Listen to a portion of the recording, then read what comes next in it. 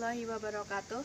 Tepangaken nama kula Ulia Nur Azizah, nomor presensi 3 gangsal saking kelas 11 MIPA setunggal. Assalamualaikum warahmatullahi wabarakatuh. Bapak Kepala Desa ingkang kinurmatan, para pinisepuh miwah sesepuh ingkang kinabekten, serta para rawuh ingkang setuhu kinurmatan. Sumangga kita sedaya ngaturaken puji syukur kehadirat Allah Subhanahu wa taala ingkang sampun paring rahmat saha kawilujengan dumateng kita sedaya saengga kita saged kempal manunggal wonten ing adicara menika kanthi bagas waras boten wonten alangan satunggal menapa. Shalawat saha salam kita aturaken dumateng Nabi Agung Muhammad sallallahu alaihi wasallam ingkang kita tenggo syafaatipun wonten ing yaumul kiamah. Amin amin ya rabbal alamin.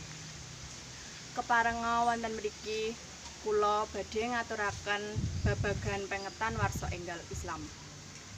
Warsa enggal Islam ngemot prastawa aurat ingkang kadadosan wonten ing sejarah Islam.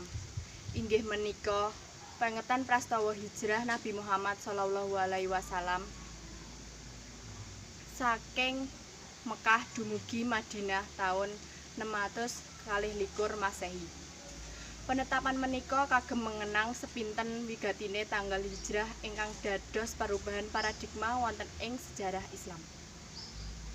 Wonten ing warsa hijrah kita saged kemutan dumateng perjuangan Nabi Muhammad sallallahu alaihi wasallam nalika nyebaraken agama Islam ing kutha Mekah sedangune 13 taun. Mboten saged digambaraken kepripun abote perjuangan beliau nalika berdakwah ing masyarakat Arab jahiliyah wekdal menika.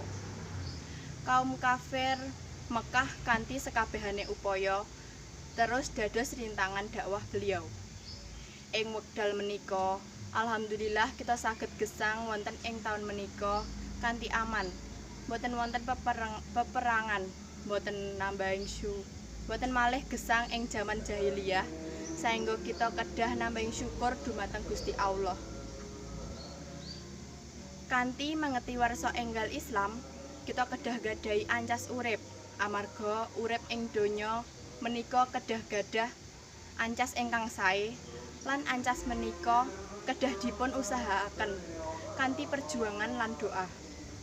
Saksampunipun mlebet taun ingkang enggal, kita ugi kedah dipun tambahing syukuripun dumateng Gusti Allah Subhanahu wa taala.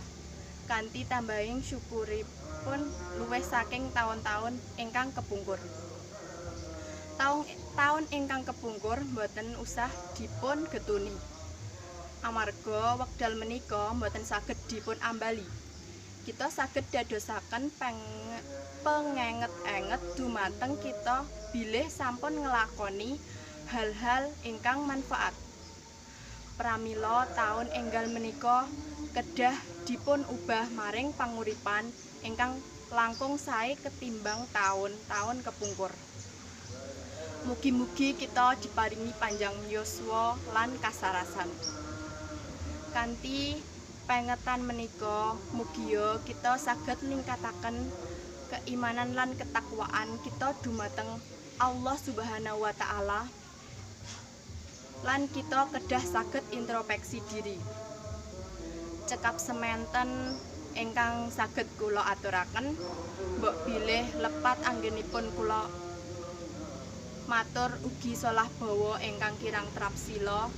Kula nyuwun agunging samudra pangaksami. Wassalamualaikum warahmatullahi wabarakatuh.